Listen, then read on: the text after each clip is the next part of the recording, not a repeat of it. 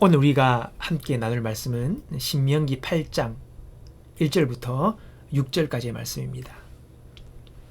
성경은 우리 인생을 광야길에 비유하고 있습니다.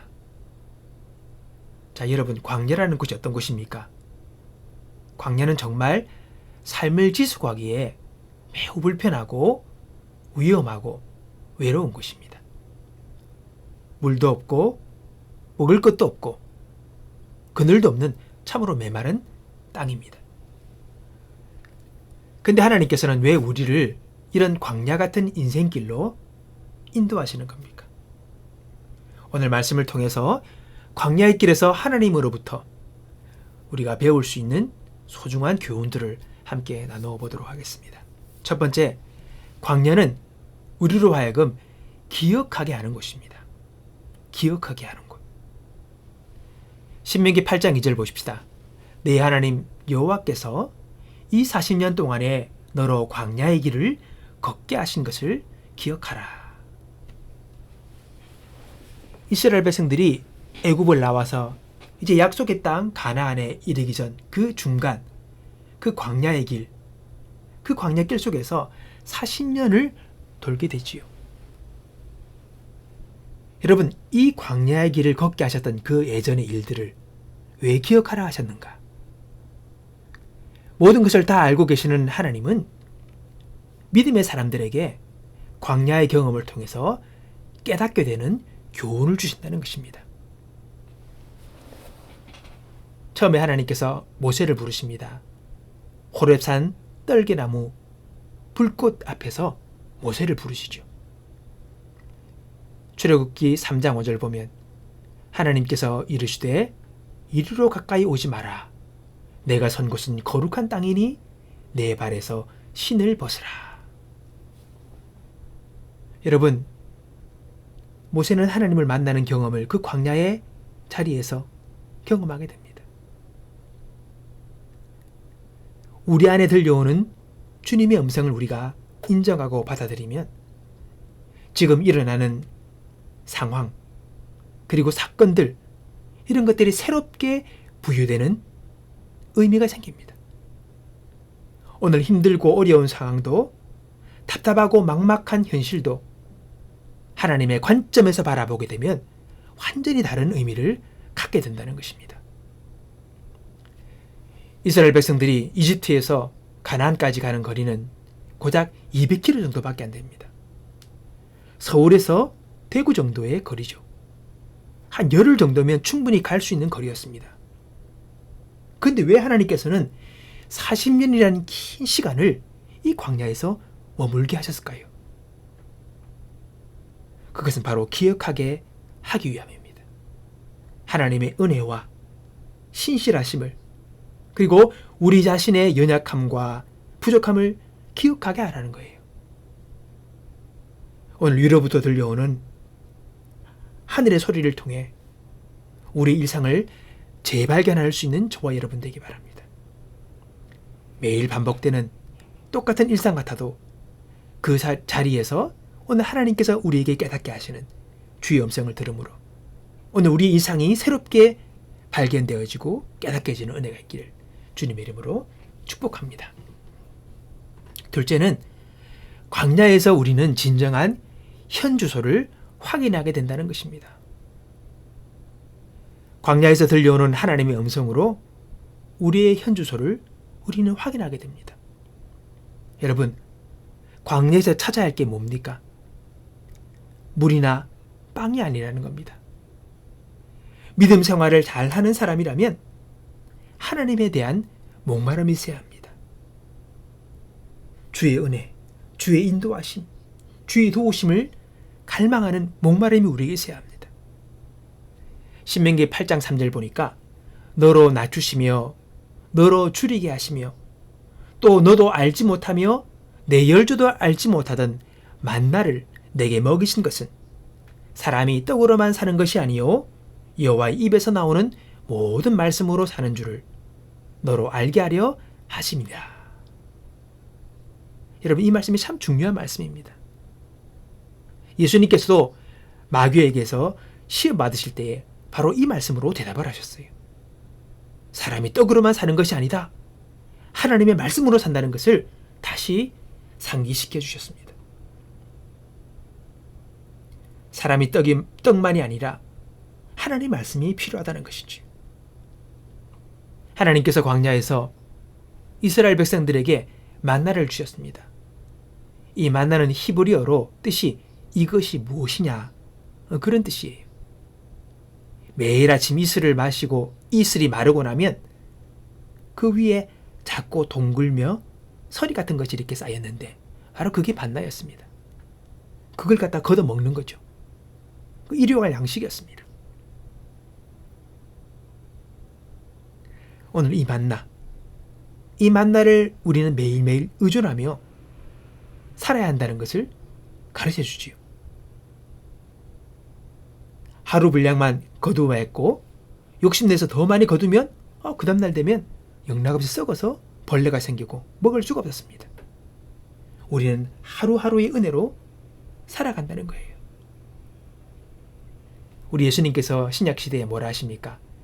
너희 조상들은 광야에서 만나를 먹어서도 결국은 죽었거니와 이제 하늘로서 내려오는 떡, 바로 자신을 이야기하는 거죠.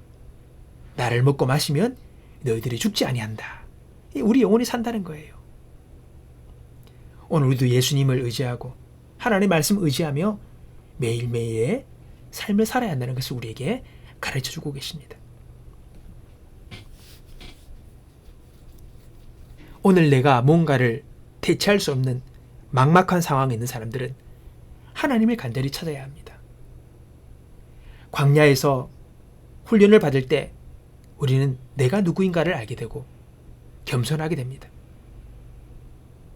우리는 내가 누구인지를 정확하게 알 수가 없습니다. 내가 할 수 있는 것도 많지 않습니다. 그리고 나는 참으로 연약한 존재입니다. 혹 여러분 중에 아주 능력이 뛰어나고 건강도 좋고 아주 박식하고 돈도 많고 그런 사람이 있다 합시다. 그러나 아무리 내가 능력이 많아도 우리 인생의 절체절명의 위기 앞에서는 모두 다 사람은 무력한 존재가 될 수밖에 없습니다. 사람이 아무리 강하고 능력이 많아도 한계가 있는 것이에요. 언젠가는 내가 앉아있는 그 자리에서 우리는 다 내려와야 합니다. 마귀는 우리에게 내가 스스로 다 할 수 있다라고 우리를 유혹하지만 그것은 거짓말입니다. 진실이 아닙니다. 탕자가 아버지 집을 떠난 순간 그것은 광야였습니다. 신앙 안에서 가장 큰 위기는 영적인 갈망이 식어지는 겁니다. 예배드리는 것이 아무 재미가 없고 기도하는 것도 지루하고 헌금하는 것이 부담스럽고 성경 읽어도 아무런 맛이 없는 그런 상황이 될 때에 우리는 광야 신자가 되어지는 것입니다. 오늘 여러분 다시금 하나님 앞에서 우리의 위치를 확인하고 하나님을 하나님으로 인정하고 주 앞에 설 수 있는 저와 여러분이 되기를 주의 이름으로 축복합니다. 세 번째는요. 광야에 다다랐을 때에 비로소 진정한 내가 보인다는 것입니다. 광야에 다다랐을 때에 비로소 내가 보입니다. 그리고 거기에 주님이 계십니다. 하나님께서 지금 이 순간을 통해 우리에게 어떤 훈련을 시키고 계십니까? 어려움이 왔을 때에 오늘 믿음으로 맞서며 우리가 기도로 살아가고 있습니까? 내가 누구인지 자문하다 보면 결국 나는 하나님의 도우심 없이는 한순간도 살 수 없는 연약한 존재라는 것을 깨닫게 됩니다. 이것이 바로 광야에서 배우는 가장 중요한 교훈이라는 것입니다. 광야에서는 주변에 아무도 없습니다. 가르쳐주지도 않습니다. 따라갈 사람도 없어요. 그래서 우리는 광야를 지날 때 비로소 기도를 배우게 됩니다. 어떻게 할 수 없는 그 상황에 있을 때에 우리는 기도하게 됩니다.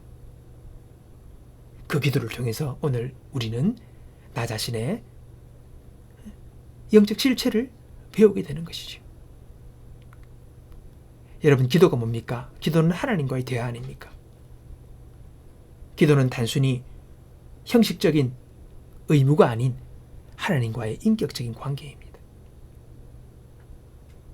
예수님도 주기도문에서 오늘 우리에게 일용할 양식을 주옵시고 그렇게 기도하라 했습니다. 왜 하루 먹을 양식을 위해 기도를 하셨습니까? 하나님께서는 인간을 하루 앞을 내다볼 수 없는, 그리고 정말 하루를 살아가는 그러한 존재라는 것을 우리에게 가르쳐 주시는 것입니다. 우리는 오늘 살아가지만은 내일이 우리에게 보장되어 있지 않았습니다. 우리는 정말 하루살이와 같은 존재입니다. 그러니 오늘의 생애를 마지막 날로 여기고 하루를 주심을 감사하고 하루를 즐거워하고 오늘 하루를 돌보며 살아가는 것이 얼마나 중요한지 모릅니다. 빌립보서 4장 7절에 보면 아무것도 염려하지 말고 오직 모든 일에 기도와 간구로 너희 구할 것을 감사함으로 하나님께 아뢰라. 그리하면 모든 지각에 뛰어난 하나님의 평강이 그리스도 예수 안에서 너희 마음과 생각을 지키시리라. 그렇게 말씀하십니다. 그렇게 우리는 하루를 살아가면서 우리 염려, 걱정, 근심 하나님께 전적으로 맡기며 기도하며 오늘 하루를, 이 하루를 허락하심을 감사하면서 오늘 하루를 충실되게 주님 앞에서 살아가는 저와 여러분의 모습이 되기를 주님의 이름으로 축복합니다. 네 번째는 광야는 하나님의 사랑의 징계를 받는 곳입니다. 신명기 8장 5절을 보면 너는 사람이 그 아들을 징계함 같이 내 하나님 여호와께서 너를 징계하시는 줄 마음에 생각하고. 여러분, 하나님께서 꾸중하시는 거죠. 근데 이건 무서운 일이 아닙니다. 이건 축복입니다. 왜요? 징계는 사랑의 표현이기 때문입니다. 잠언 13장 24절에 보면 채찍을 아끼는 자는 그 자식을 미워함이라. 자식을 사랑하는 자는 근실이 징계하느니라. 예, 사랑하니 꾸중하는 거예요. 사랑하니 때로는 채찍질 하시는 거죠.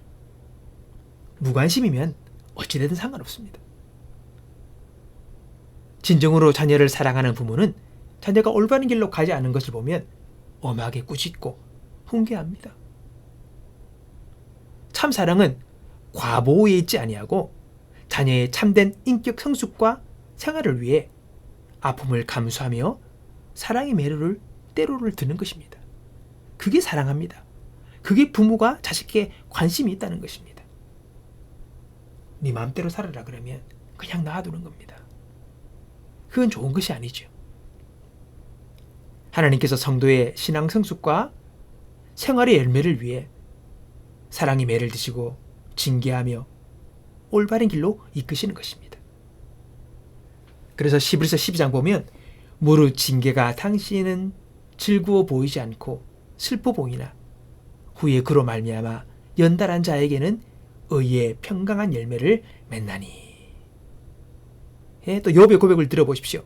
내가 가는 길을 그가 아시나니 그가 나를 단련한 후에는 내가 순금같이 되어 나오리라. 예, 그렇게 고백합니다. 인간은요, 고난을 통하여 신앙도 인격도 여러분 순금같이 되어 나오는 것입니다. 오늘 그것을 알고 그 하나님의 꾸지람과 징계가 내 삶 속에 있다면 그것을 통해서 더 우리가 정금같이 훈련되어지고 그리고 연단되어지는 저와 여러분이 되기를, 또 그것을 소망하는 저와 여러분 되기를 주의 이름으로 축복합니다. 다섯 번째는 광야는 하나님의 신실하심을 경험하는 곳이라는 겁니다. 우리 하나님은 신실한 분이죠. 신명기 8장 4절 보니까 이 40년 동안에 내 의복이 흩어지지 아니하였고 내 발이 부르트지 아니하였느니라. 여러분, 40년 이 광야길을 걸어가는 동안에 내 의복이 헤어지지 않았대요. 그리고 내 발이 부르트들지도 않았다. 여러분, 어찌 의복이 40년 동안 헤어지지 않을 수 있겠습니까? 이 놀라운 일 아닙니까? 여러분, 이 말씀은 그냥 문자 그대로 우리 입고 있는 옷이 40년 동안 낡아지지 않았다라고 해석할 수도 있지만, 또 다른 의미로는요, 이 40년 동안 그들의 옷을 주님은 공급하셨다는 겁니다. 그들의 옷이 다 헤어져 가지고 헐벗고 지내지 않고 그 40년 동안 하나님은 입을 옷이 있도록 공급하셨다는 거예요. 하나님이 기적의 공급입니다. 광야의 시간에 했지만은 하나님 그들을 계속해서 입히신 거죠. 또 내 발이 부르트지 않았다. 이스라엘 백성들은 신발이 우리처럼 그런 신발이 아니잖아요. 슬리퍼 같은 것, 그걸 신고 다니는 거예요. 광야길 얼마나 척박한 곳입니까? 그래서 만약에 발이 부르트져 가지고 상처가 나고 이러면 어떻게 걸어가겠습니까? 걷는 게 힘들잖아요. 그들은 걸어서 그냥 그 광야길을 이동했는데, 또 무슨 말입니까? 이 발이 하나도 그냥 깨끗하게 건강하게 한 번도 부르트지 않았다. 이 말은 우리에게 건강을 주셨다는 거죠. 그 광야의 길을 걸어갈 수 있도록 하나님이 그들에게 건강을 주셨다는 겁니다. 그래서 걷지 못해서 주저하는 일이 없도록 하나님은 그들에게 힘을 주셨고 그 발이 부르트지 않도록 도와주셨다는 것입니다. 그 길을 걸어갈 수 있도록 하나님 우리의 건강과 우리의 의복을 공급하시고 채우셔서 그 광야의 길을 우리를 인도하셨다는 것입니다. 하나님의 기적적인 공급과 보호하심을 오늘 그 말씀이 우리에게 이야기하고 있는 것입니다. 광야에서 구름 기둥과 불 기둥으로 이스라엘을 인도하셨어요.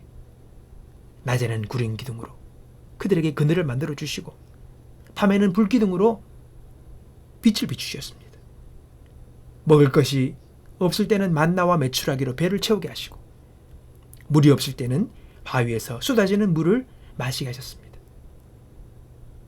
그래서 유대인들은 광야를 그냥 황폐하고 힘든 곳이라는 개념을 넘어서서 그렇기 때문에 하나님을 만나는 장소라고 또한 그들은 믿었다는 것입니다. 하나님을 경험하는 곳입니다. 막막하고 척박하고 곤란한 장소였지만 그러나 기적적인 하나님의 공급하심을 통하여 그 광야의 길을 걷게 하셨다는 것을 우리로 하여금 기억하게 하시는 거죠. 광야는 하나님의 임재와 하나님의 인도함을 경험하는 곳, 그곳이라는 것이죠. 오늘 그 진실하심을 경험하는 또한 저 여러분의 삶이 되길 바랍니다. 여섯 번째는 광야는 하나님의 백성으로 준비되는 곳입니다. 이스라엘 백성이 이집트와는 별도로 이제 구조된 새로운 공동체로 이제 거듭나는 것 아니겠습니까? 전에는 그냥 한 가족이 있지만 이 가족이 커서 한 나라가 되는 과정입니다. 그러니까 그것이 한꺼번에 되는 게 아니죠. 이 과정이 필요한 것입니다. 그래서 그 훈련의 장소가 바로 광야였습니다. 하나님은 아브라함에게 너는 너의 고향과 친척과 아버지를 떠나 내가 내게 보여줄 땅으로 가라. 내가 너로 큰 민족을 이루고 내게 복을 주어 네 이름을 창대하게 하리니 너는 복이 될지라. 그렇게 약속하지 않았습니까? 그래서 출애굽은 단순히 이집트로부터 벗어나는 일이 아니라 이제 이 아브라함의 자손이 모든 민족 앞에서 하나님의 복이 됨으로써 하나님의 사랑이 모든 민족에게 흘러가는 통로가 되는 한 나라로 만들어지는 과정이 바로 이 광야 시간을 통하여 훈련되어졌다는 것입니다. 세상을 향한 하나님의 복이 되기 위해 준비되는 장소가 바로 광야였다는 것이죠. 하나님께서 이 광야를 통해 오늘 저와 여러분의 신앙에 믿음의 현주소를 확인시켜 주시고 그리고 우리를 통하여 세상을 축복하시는 그 귀한 역사를 위해 준비시키는 곳임을 기억하며 그 시간들을 보내는 저와 여러분이 되기를 바랍니다. 마지막 일곱 번째로는 광야는 말씀의 사람이 되게 하는 곳입니다. 하나님께서 광야에서 사람이 떡으로만 사는 것이 아니요 여호와의 입에서 나오는 모든 말씀으로 사는 줄로 너로 알게 하려 함이라. 그렇게 했습니다.